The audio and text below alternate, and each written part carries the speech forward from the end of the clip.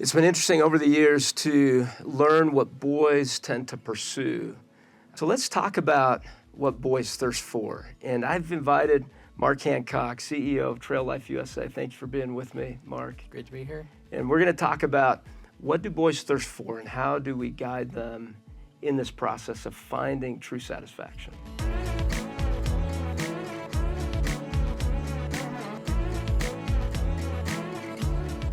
So Mark, what have you found that boys tend to thirst for in your work at Trail Life? Yeah, well, this may be a surprise because we don't always see it in the faces, particularly of our preteens and teen boys, but they are really looking to be led. They're looking for good, strong male leadership to show them what it is to be a man.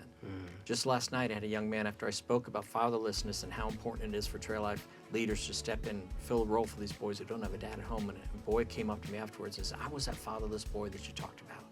I am that fatherless boy that you talked about. And he followed me around because he found in me something that he wanted to follow after.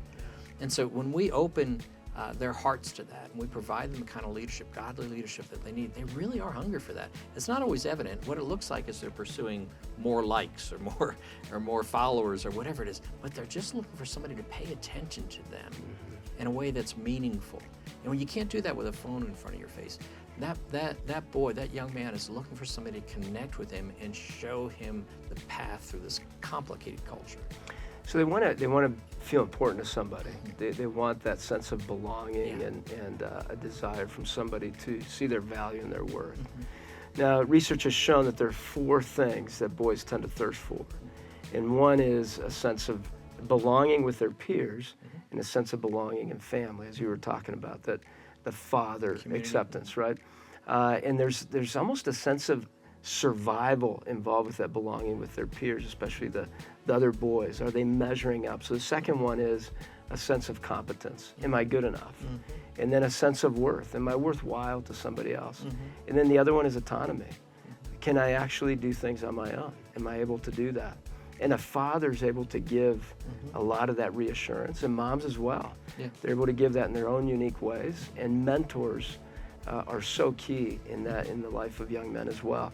And so I'm wondering, are there common struggles that boys tend to wrestle with because of these thirsts that they have? Yeah, well, you take those 4 things, and they are all wrapped up and answered through good, solid mentorship. Somebody answering that for them. Yes, you do belong. Yes, you are part of something bigger than yourself. Yes, you are capable. Yes, you are. Those are the things. Can somebody recognize me, my uniqueness, my strengths, whatever, and pay attention to them and call them out? They're not finding that in the virtual world. They're looking for real life connections that we're losing touch with at such a rapid pace because of what we're doing in the virtual world. They're looking for that connection because that, what a boy feels about himself really comes from the expression of the people who are most important in his life, how they feel about him. And he harvests from what it is that they're saying and how it is that they're reacting. He harvests how he should be feeling about himself. So if he's in a community that's recognizing the Christ-like habits that he's developing, or the Christ-like personality, or his giving, his sacrifice, something he's doing, that community is recognizing that. That's what he's looking for. Somebody tell me what it is that I am. Affirm that for me. Give me some direction in this complicated culture. Yeah, and I wonder if they don't get that direction, what they end up going to, right, Mark? And we see that, the breaking down. And sometimes, as you were saying, on the social media, there's so many misdirections there. I was talking to my son the other day, and which I love to do one-on-one, and I'm so thankful to be able to be in that spot with my son. I asked him, what is it that you've been thirsting for lately? Because our thirst can change from day to day, moment to moment. And it depends on where we're at emotionally. And many boys are out of touch with their emotions. They're told not to feel certain things, not to show weakness or emotion. And I told my son, I said, every day we drink water and we're still thirsty. That we're satisfied for a moment and we're still thirsty. We're still thirsty. Jesus had said he has something even better, even deeper.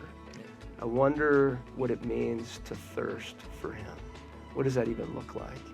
And so I wonder, what have you guys taught at Trail Life and just in your circles about pursuing Jesus with everything you've got, having the courage to do so? Yeah.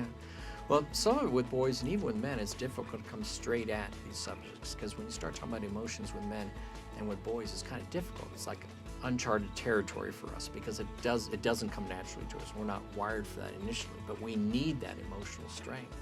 And so sometimes it's side by side doing things together and looking at somebody else and their reaction. So a male-centric environment where a boy and a young man can see other men showing their emotions and dealing with their emotions, that's where they begin to pull stuff out of, that's how I can be.